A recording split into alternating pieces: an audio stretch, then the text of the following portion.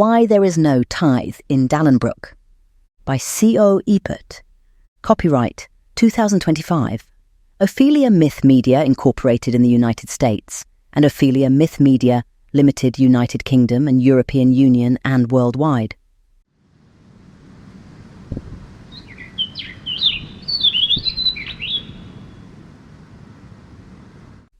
Auntie Millicent, Asked Arabella.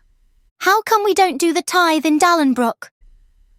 The child asked out of nowhere as Millicent sat with her niece, waiting for the 12:05 train, which would take them back to Paulet, and from there they would walk back to Dalenbrook. Millicent had grown up in Dalenbrook, but had moved away to Bridgewater when she got married. She and her husband were still waiting to have their first child, but she loved it when Arabella came to stay with her on market day. Bridgewater was not a big town, but compared to Dalenbrook, anything was big. Arabella was always inquisitive, and questions whose introduction into a conversation was always non sequitur and seemed to drop out of the sky were not uncommon. Millicent knew every single word in the question the girl had asked, but initially did not understand what she meant. The tithe. And then she registered what she meant, the tithe to the fairies. Several of the other villages in Somerset had a festival near harvest time. It sometimes involved parades and musicians, or candy for the children, or outdoor feasting, but always involved a collection of various goods and foods to be given to the poor in either their own or nearby communities. But the tradition had grown up in this corner of Somerset to call it the tithe. The villagers pretended they were collecting the old tithe that was given to the fairies. Millicent didn't really know the answer, but did what adults sometimes do, and strung together something that sounded convincing and plausible, and hoped it would satisfy the child. She cleared her throat and said, My dear Arabella, tithing was a practice done in older times, and still in some places in these times, where 1/10 of one's income is given to the church. Stories of the fairies are remembrances of the faith of the people that lived on the land we do now, before the light of Christianity was brought. Those people were called the Britons.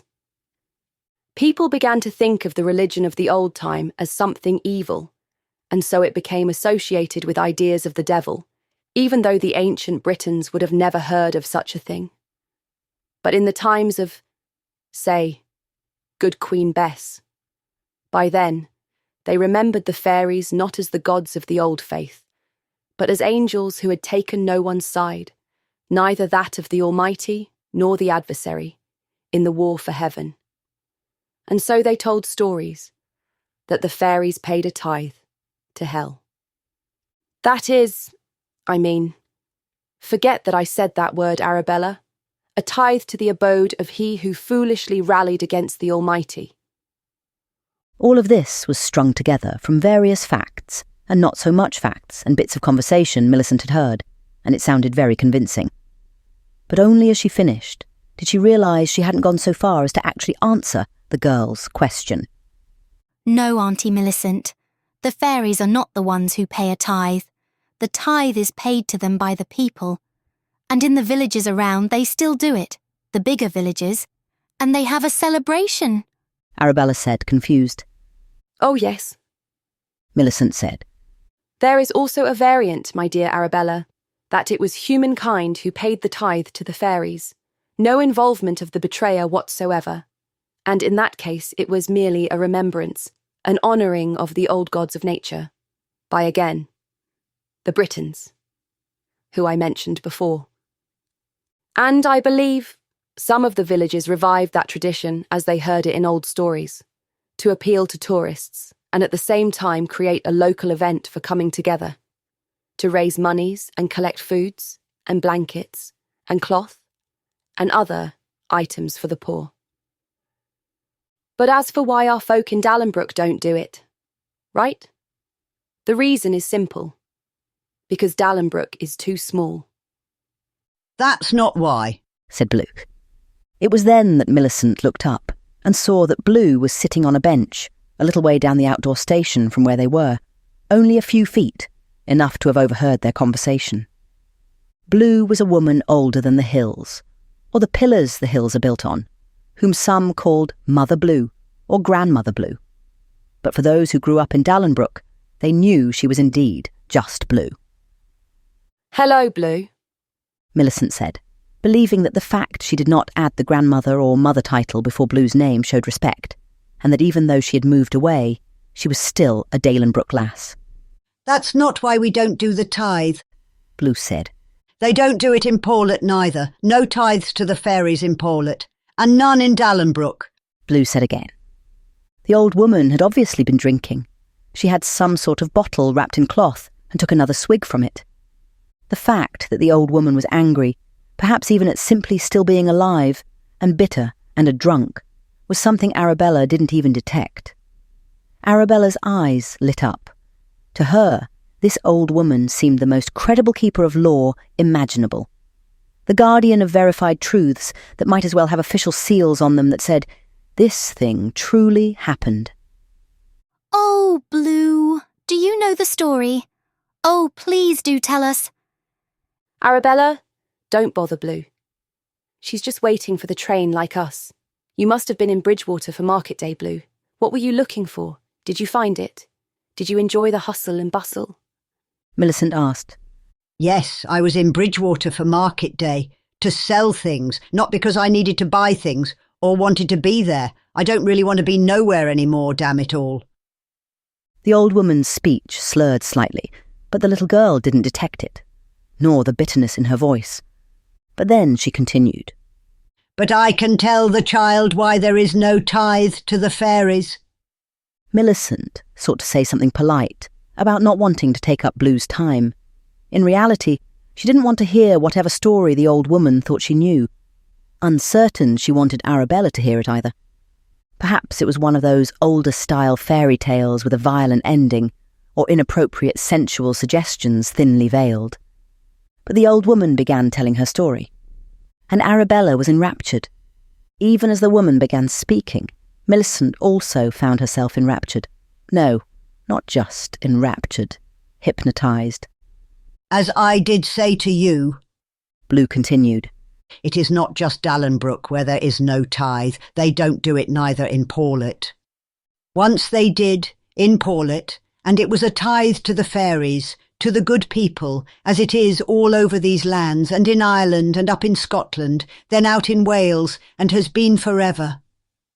Never was, or ever has there been, a giving of a tithe by the fairies to hell. That's a bollocks, dreamed up by the foolish and the priests.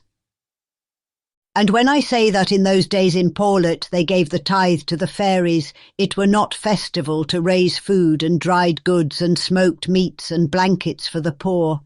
It was a giving of livestock and harvest and honey and drink to the fairies. These things has always been observed since the olden times. The times when men and women were magic, when fairies were flesh and blood, when humankind and fairy were of the same folk. But long ago a war between them broke out that went on far too long. All over the world it went. But the war, like I say, has never been seen since. And even the war I've seen, the men coming back from over yonder in France didna reach the horror of that ancient war. And so the wisest among both of those folk, who had once been one folk, but now had split into two ways of thinking and two ways of being, made an agreement. Those as would become men and women would remain above the ground where they could farm and fish and hunt and work the fields and know the sun. But they would know death, and they would give up the old magic. Except for a few charms and tricks, for those we call witches, or call the wise or the crafty, who held on to it. And them that we would call the good folk, they gave up the above ground, sept for the in-between times, the first day of summer and winter and autumn, and the moments of twilight and dawn, and when the sun and moon pass over one another, and such times. They would stay in the other world, where they could live for ever and have magic, but know not the sun or the stars no more. And they say 'tain't much of a price to live forever, but imagine to see the sun and stars only at special times, 'Twas some say as heavy a price as dying was for women folk and their men of them human born. And people, as being what they are, always have to convince themselves that the way things is not too bad.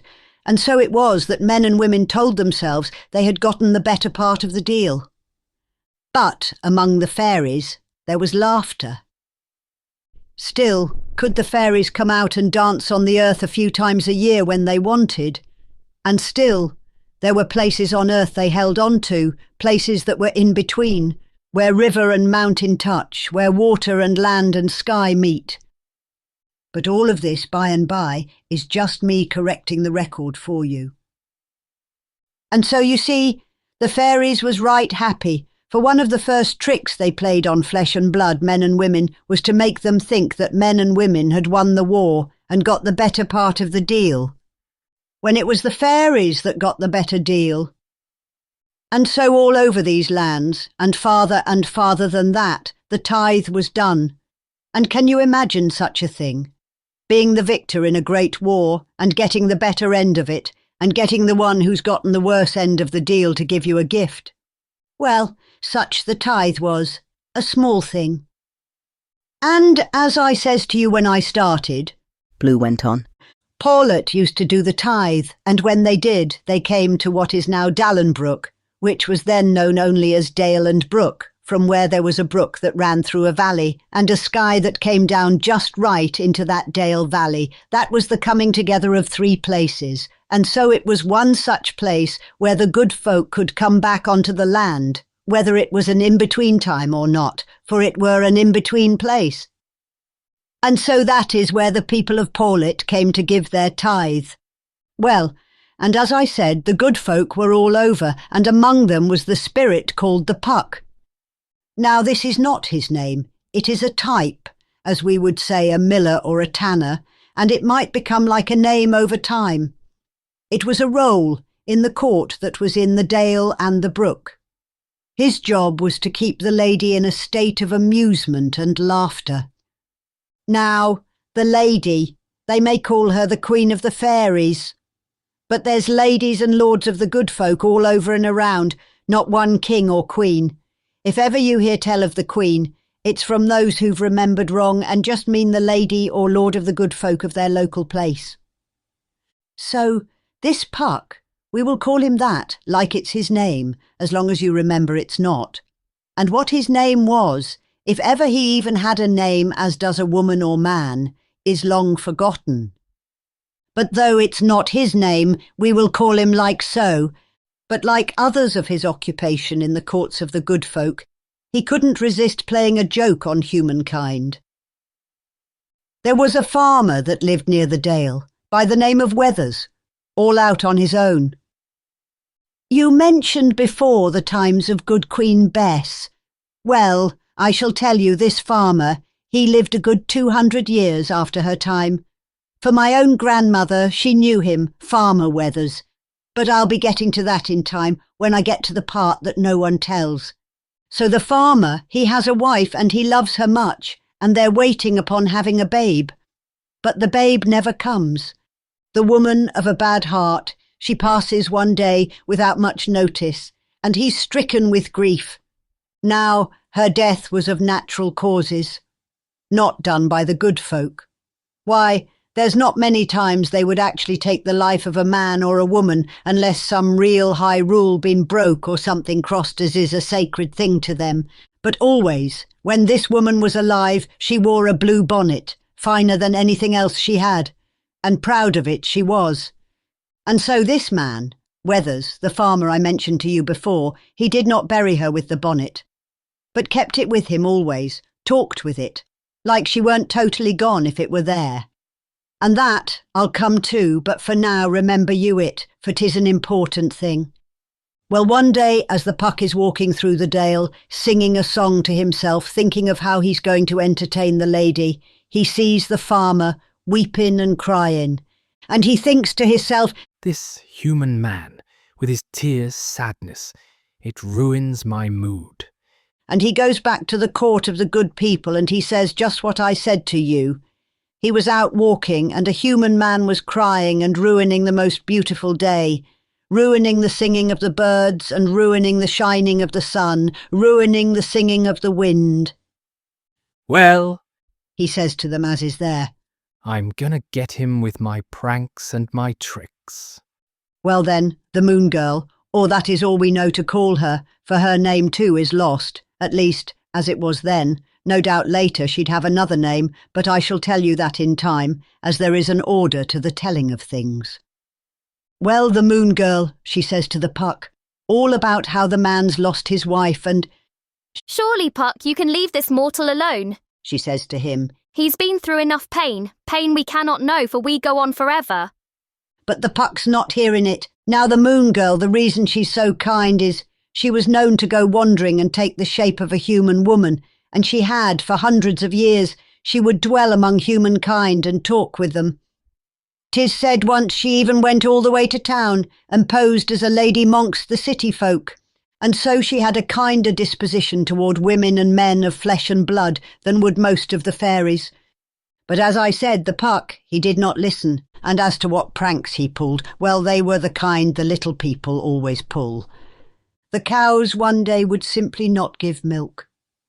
He dropped a piece of gold, and then, when the farmer bent to pick it up, not even as he was a man who would want gold, but just curious how it got on the ground, it turned into dung in his hands.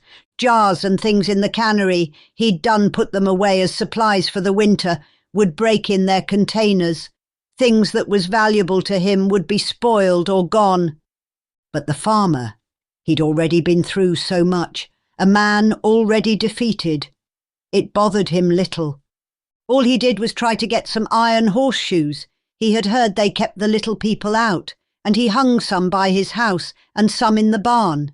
But there were so many holes in and out of the barn and the house that it didn't keep the Puck out. But remember, as I said, there were horseshoes hanging over the entrances of the house. Well, one day, the farmer, he goes out into the barn. And often he would set that blue bonnet next to him, even as he did his work. And he set about doing who knows what, the mending of this or that, or the milking of the cows, when the grief came upon him, boiled up in him like a pot that would no longer contain its water, and he cried, like he did that day the Puck first encountered him, and the Puck heard it and came in, and so the Puck decided he'd be more inventive in his ways than ever yet before. And he took his magic and his tricks, even as the farmer held that blue bonnet and grieved his lost wife, and he changed that bonnet, that pretty bonnet, into the most ridiculous hat, full of colours, made of felts and cheap fabrics and bells, like a tomfool in the days of old would have worn. And he waited for the farmer to rise up and yell at him, thinking finally he was going to get himself a scream or something out of this man. But the farmer just fell upon the ground, and he rocks back and forth, as if he were trying to call death itself up, as if the last bit of his wife he still felt was here with him in this world had been taken from him. And the Puck, little Puck spirit, started mocking him. Yell at me. Why aren't you angry? Why don't you curse me? Why don't you say something? Why are you just doing that? And the Puck, he got angry, and he took his little fist and hit it on the edge of the barn, and down came one of the horseshoes onto him, and it pinned him, and he couldn't get up at all. You see, he is trapped now. Well, as soon as he finds himself in danger, he starts calling to the members of his court, but they're not hearing him. They're far away. They're on the winds, or they're making the flowers bud, or they're doing this or that, or being the music that you hear behind springtime itself with their tasks of making nature to be what it shall be. He says to the farmer, All right, Weathers. Get this thing off me, and I'll give you a wish, and no more will I molest you with my pranks. But then he is surprised. And the farmer, despite all the Puck had done, he takes the horseshoe and he throws it, and not going about first soliciting a wish. So since the farmer did not ask a wish before taking up the horseshoe, by the rules of the court the Puck don't owe him a wish. But the Puck, he don't want tales about that he be in debt to a human man, much less this one. And so the Puck, he says, You damn fool. I'm surprised you'd do such a thing. after all I've done. But I'm such a sporting thing, even though you did not ask me for a wish before you removed the horseshoe. I shall still grant you one, so name it. And the Puck is dreaming of twisting the wish around on the man. But Weathers, he just says, I need no wish, for your power, though it might be great, can't bring back that which I love, and even if it could, I'd go not against the Lord's will of what has come to pass. Just be on your way. well, and at this, any regard the Puck might have had for a moment, for the man who'd freed him from the horseshoe, it went away. And his sense of disdain and cruelty came back once more. By all that is and is not, Weathers, Says the Puck. you're a damn fool. You could have had a wish to at least not work any more, or a fixed house, but your stupid wife and her stupid bonnet, when she went away, she took your brains with her. Why ever did a woman love you, I know not, even a pathetic mortal woman, as was your wife who now rots in the ground yonder. Or perhaps this is not what he said, but whatever it was, at this final insult, after all this calm man, broken by grief, this brought him back for one moment to the full of his person, and the wrath of all on high and low, and worse yet wit and craft beyond even that of a fairy.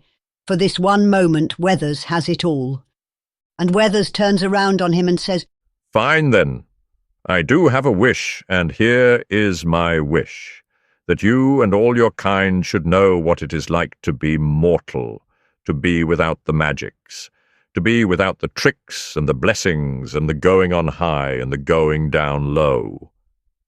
Which is not so much that I wish upon you what it is to know a shortened span of years, but the limit of knowing all your life nothing you do you can ever truly control, that nothing is ever safe, nothing is ever guaranteed, and all you can do is watch while it happens, and that you yourself will be dust one day, that it means nothing to be a man or a woman, that limit and pointlessness more than death, that is what I want you to know.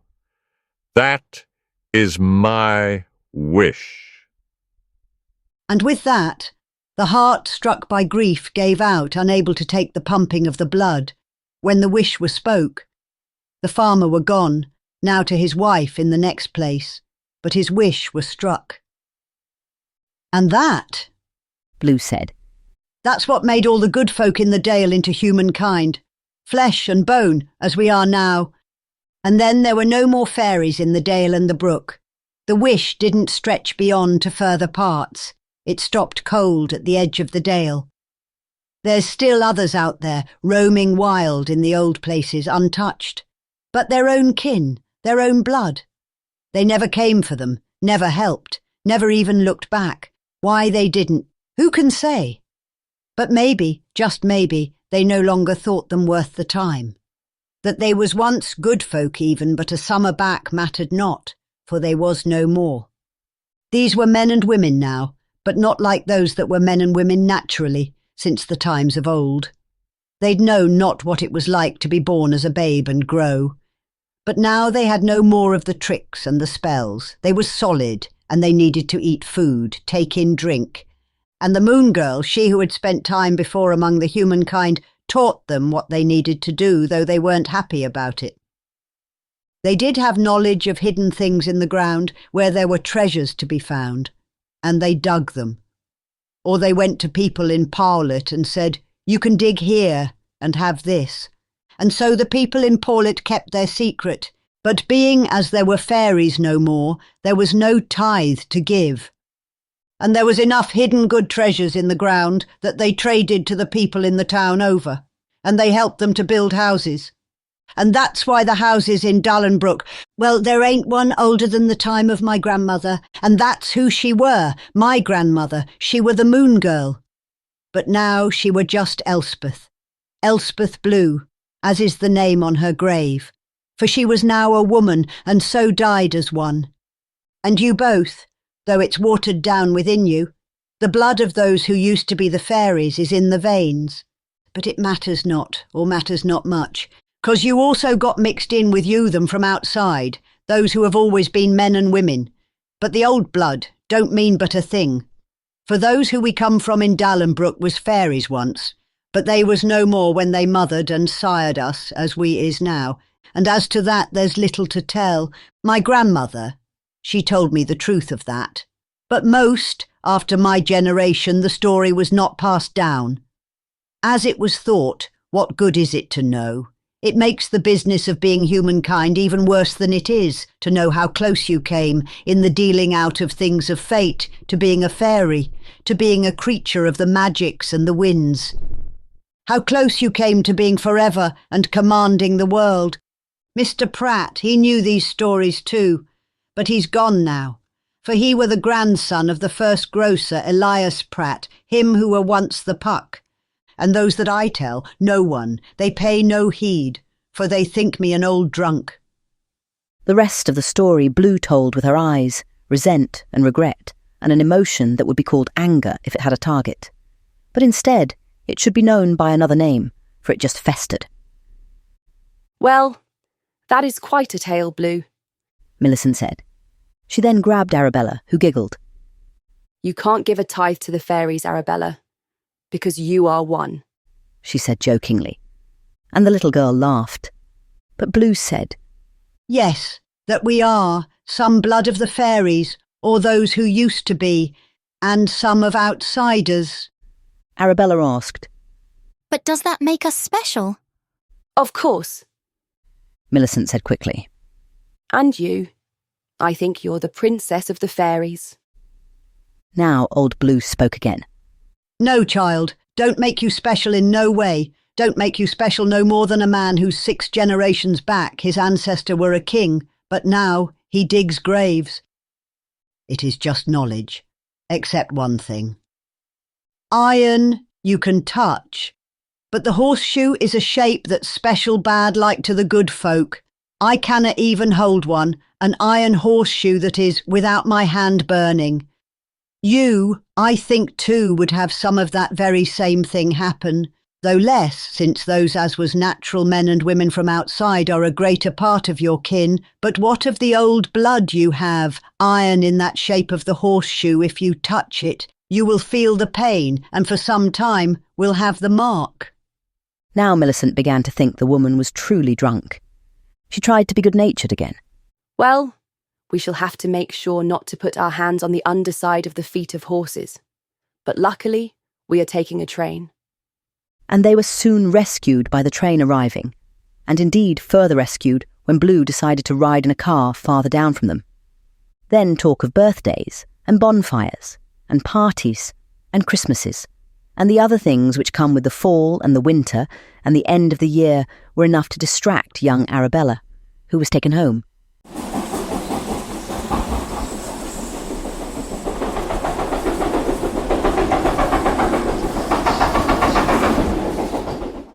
Millicent spent the night in Dalenbrook and went back the following day herself to Bridgewater, and the story was much forgotten.